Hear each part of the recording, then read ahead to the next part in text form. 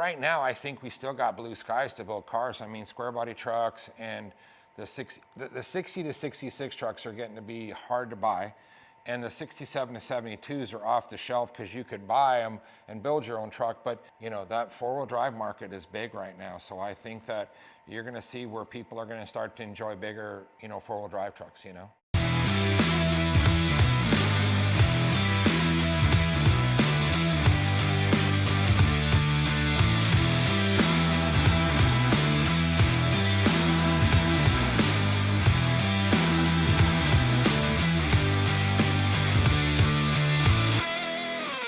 If you're into classic trucks, then there's no doubt you've heard of Dino's Get Down, which is a huge truck show that happens in the Phoenix area of Arizona. But the man behind it, Dino Battilana, has deep roots into the truck scene, and we've got a special one-on-one interview with him, so check it out. All right, so Dino, we all know about your show and everything like that. A lot of people are familiar with you, and being at the show, shaking hands, kissing babies, all that when we're all there and everything. But how did you get your start in your passion for all of these trucks? Man, I've been a car guy since I was just a little kid, and I'm in my 60s now. So the truth is, I really, really love vehicles, but really love Chevy trucks. So that part of it has been since probably 12 or 13. I know that sounds funny, but in our generation, that's when you got started working on go-karts, working on mini bikes. That just, the evolution was into, you know, pickup trucks, which I've told this before, that I had a 63 Chevy truck that I worked at a gas station when I just turned 13, and that was when the switch turned on for me. Gotcha. So how did you get this truck? Was it just something that was at the gas station or something like that? You know, we all have our pivot point of when we got into everything. It's like maybe an uncle had a truck, a father or something. We had some sort of influence. But yeah, how did you get that truck, and how did that actually spark up? I just went there, started cleaning up the gas station, and then pretty soon, back in the days, things were a lot easier. So I learned to drive in the truck. It was a 3-speed, and it was just their old gas station truck. They never cared about it at the mobile station. I did, so I slicked it up, got it all cleaned up, and then literally drove it for 3 or 4 years. I did tire repair for Mountain Bell, even before I had a driver's license, but that's how we did it back then, and I love that truck. I literally, to this day, still is where the C10 trucks, the knee knocker, they call it that, but the 60 to 66 trucks, that's my grip. Those are the trucks I like the most. You were kind of known as Mr. 60 to 66, and before you, these trucks really didn't take off. They're bold. A lot of people didn't appreciate them as much. They liked the 67 to 72 trucks, but you really brought them to attention, to the forefront. And honestly, I think you're not only, a part of that, but also a figurehead in all of C10s, but, especially those trucks as well. So, I mean, did that all spark with that truck, obviously, and just kept that passion, right? I don't know where some of this, I spooled all this up out of my head, even, calling everybody cat and all that stuff. But this Mr. to 60 to 66 stuff was because of the truck form. When I got on there, they didn't even have that available for us. It was 67 to 72 truck form. Yes. And then as we got on there and more people started digging the 60 to 66 trucks, which I did, and I found those trucks to find me. It was really cool. Like, people would be like, oh, I don't want that one. You can come get it or whatever. And before you knew it, I had a gang of them. So yeah, going back, I think 2008, 2009 is when your name came on the horizon for me.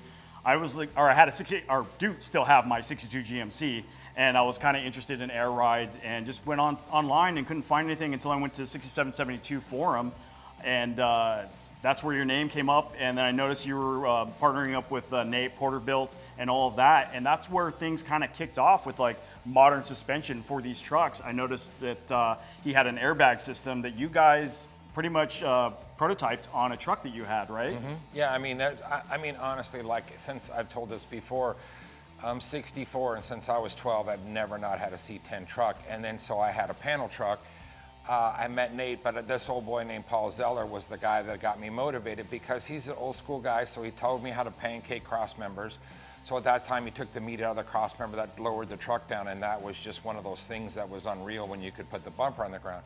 Well, then I met this prodigy across the street from my shop in Mesa, and it was Nate. And so Nate said, I have a better idea. Let's make one out of sheet metal. I had no idea what he's talking about. Yeah, I was lucky to be in on the first one. That went along really good on the panel, and it just broke the internet. I mean, it was crazy. And then we said, hey, let's just build the whole truck all the way around it.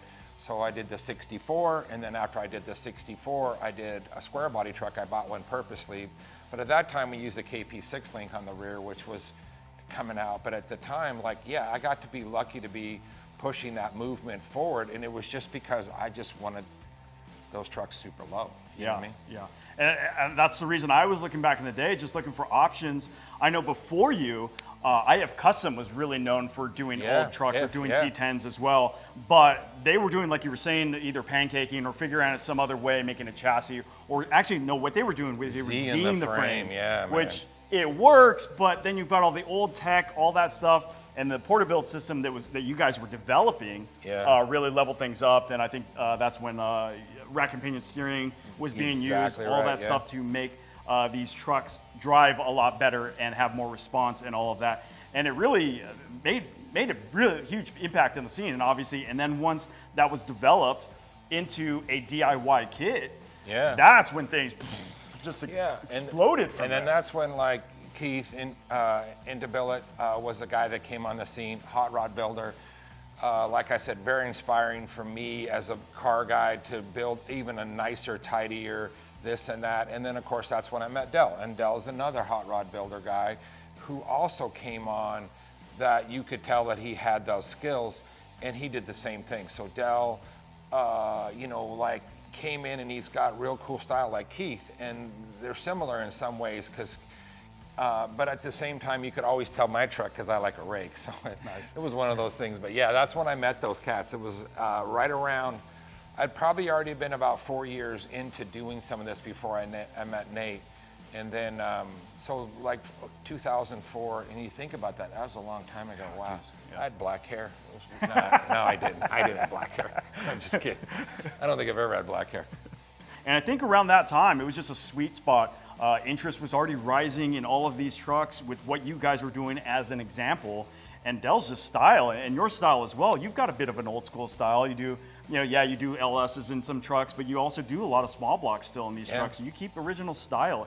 And I think that's what struck a chord with a lot of people, is that old school style, but yet we're slamming these trucks. We're making them faster and all that stuff, right? And that's probably was your ultimate goal in all of this, right? Well, I just love those trucks so much. And at that time, those trucks just found me. It was just like one of those things that they were really not sought after, so like I could get those trucks cheaper. And me and you've talked about this before, but if you can think about what's been done to a 60 to 66 truck, I mean, I've four-doored one, paneled, you name it, railroad truck, lifted truck, 6-ton truck. I just love those trucks so much that I've tried just everything that I could think of. Sometimes it's funny, we were talking about this earlier, you go back on your phone and you're like, oh yeah, I built that Suburb. Oh wait, I did that one too. And then I did that. And not that I'm being boastful about it. I just love these trucks so much that for me it's next. I think that sometimes the build process, this is what my wife Terry says all the time, you like the build process so much more, because like I've even sold my panel truck after 36 years. I had it. And it went to Justin over at Scott's Hot Rod, and it was a perfect home for it. But it was just one of those things that was on to the next. And of course, you could see around, I have some next right now. So, So with all these trucks you've owned, which was your favorite, maybe the one that got away you wish you would have back? The single cab green dually that we built, and all these trucks we built in my backyard. So that was a vision. The first one I put semi wheels on. I had no idea what I was doing, but we pulled it off. It was super slick. That was the truck that honestly, that when I pulled into Good Guys, because that was the show then, right?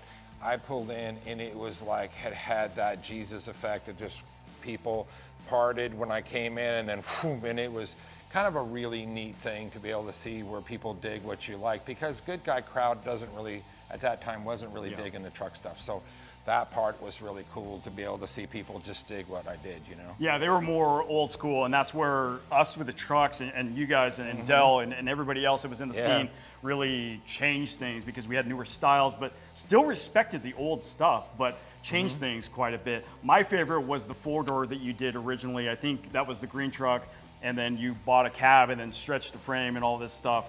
Man, I love that. 4 doors, fit 6 people in it, low, everything. Just for me was like, oh gosh, like big old stereo, man. I mean, it was crazy. The back seat was just a woofer box of 315s.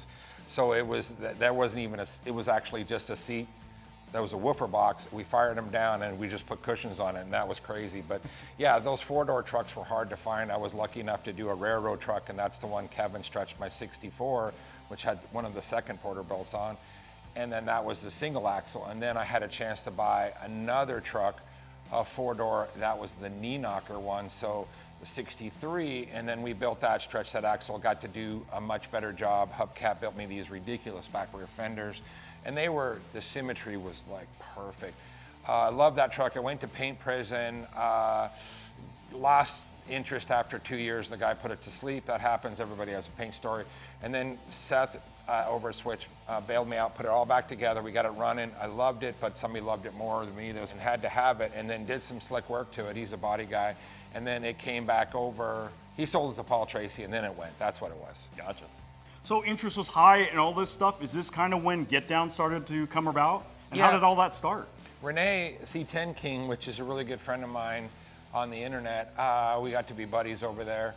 And he actually started the thought in my head he had a big event at his house and he didn't buy all these trucks. And man, dude, I was so jealous of that.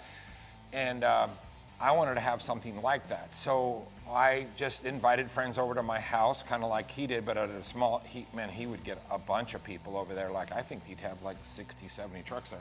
He had a big property. And so he was the guy who inspired me really to do the event.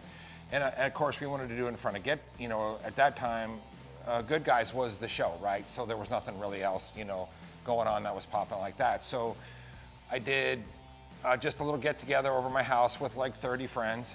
And that's where it started. And the next morning we got up and we did a big cruise to Good Guys. And that's kind of how it started. And then the next year I had the appliance shop and we had a big vacant lot. And then I just expanded and then it got monstrous. And it was like if you were climbing steps, you went 1 to 30. It was nuts. And geez, like you moved to another venue and then it just exploded. Probably didn't think that you would fill that whole place up.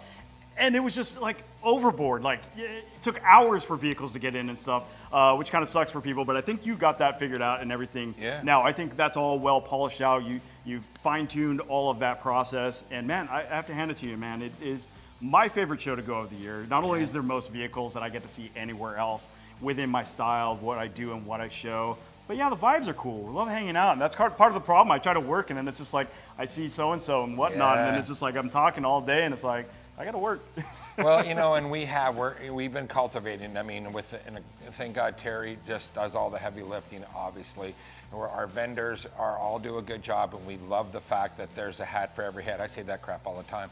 But the truth is, we have now, and I say the truth is a lot, I don't know why I do that, but we've now figured out another way this year that we are gonna get you guys in earlier. But it's like, if you go to a football game, you can't get all these people in the gate at the same time, you know what I mean? That's how it works.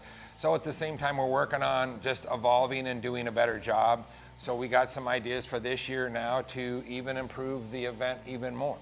So that's what we're working on, So you've been through this a number of years, owned a number of trucks. Where do you think the scene's going? What's hot right now? What's going to be hot? Where do you think it's all going? I think mini trucks are coming back, dude. Honestly, and we and you talked about that. That's another one of those things. Like, I love S10s. Brian Gouda just had a badass show. The reunion was cool. They let a lot of different cars come in. So I think the OBS truck, me and you both talk about NBS trucks. I mean, it's a great truck, has great air conditioning, has the ability to do a lot of different things. You could hoop a big tire in the back. There's just a lot of stuff. And as people are starting to make more chassis for these trucks, then the way they work, drive, operate, so yeah, right now I think we still got blue skies to build cars. I mean, square body trucks and the 60 to 66 trucks are getting to be hard to buy. And the 67 to 72s are off the shelf because you could buy them and build your own truck. But yeah, I think the truck market's, and listen, I'm talking a lot, but the 4-wheel drive market's gonna boom, watch. That 4-wheel drive market is big right now. So I think that you're gonna see where people are gonna start to enjoy bigger, 4-wheel drive trucks, Yeah, I've seen a lot of it. Talked to Jason from Fat Fender Garage, and he's, crew cabs, 4x4 trucks are huge. But I think as far as lower trucks, man, I think we kind of hit the mark there. I think NBS trucks are like really in a sweet spot right now, where they're good trucks, they're getting to be classic, and they're easy to work on. They've got an LS engine. They've got so much for them. You got a build coming up with one of those? Yeah, I do. Well, I've had quite a few of them. I've had a gang. I still have a couple of OBSs, but yes, I love the Cat Eye. It's one of my favorite trucks. So yeah, as soon as one of those, I'm on Facebook Marketplace, I'm all over the place looking for trucks. Like honestly, and now I have a little compound to keep enough stuff. So yeah, and you know, honestly, it's a good truck for a beginner guy to start in because it comes with good brakes, good air conditioning, it's got a good motor in it, and it's easy to work on. Like you can pull that motor out, everything clips in, just mark your stuff. You could put a big wheel in the back, easy. A switch suspension, they make a ton of parts for that junk. So like I said, that is a good truck, especially like if you have a kid coming up, it's got an airbag, you know, something you'd want your kid to be safe in. So yeah, I mean, I think that market's coming up. Yeah, definitely. And I will tell you this year, when going around the field at your show, I noticed a ton of NBS trucks there. I don't know if I just didn't notice them before, but there was plenty of them there. So no shortage of them.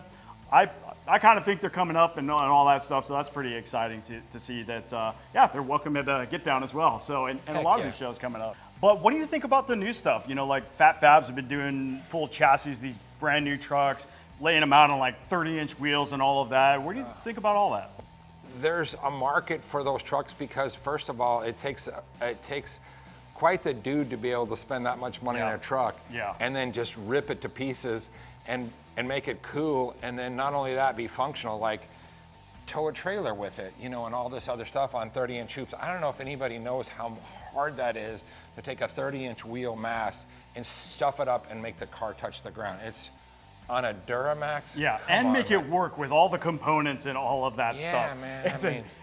That is a task to do. But that's cool to hear that you're into that, all that stuff, and that these are welcome at your show and all of that, because there's a lot of classic truck shows or classic vehicle shows that limit the years that can come in and all of that stuff. And I think, you know, like Good Guys was like that a little bit. They're opening stuff up a bit, but that's cool. All Chevys are welcome? Everything. And, you know, Friday is always trucks, so we kept it that way. And as we've evolved, now anything GM on Saturday comes in. So truthfully, we get a bunch of cool stuff. Like we've had hot rods and gassers and early cars and you name it, super nice Corvette cars, you know, even some OEM stock stuff that's really, really tight. So yeah, man, like you have a Chevy truck, you're welcome. You have a Chevy car on Saturday, bring it, whatever you got. Well, great chatting with you and all of this and letting our audience know like where the scene is and where you came from, all of that. So yeah, I just have to thank you for inviting me over here to shoot all this and everything you do, man. It's been great. You're really one of those guys that's out there. Even at the show, people think that, you know, hey, he's just some big, you know, guy or whatever that puts this on. And like, no, he's a pretty cool dude. He's passionate about it and all that, just like me, you know. Yeah. Well, I appreciate it, and everything you do is pretty sick. Thank you. And I appreciate you coming out here, especially when it's 190 degrees. And we're baking bread, but at the same time, it's a great time. And everything, like I said, I dig the channel, everything you guys are doing, and I appreciate you a bunch. All right, thank you again. All right, brother. Well, that just about does it for this video, and we thank you for watching it. Make sure to hit that subscribe button so you don't miss a future video, and we will catch you next time.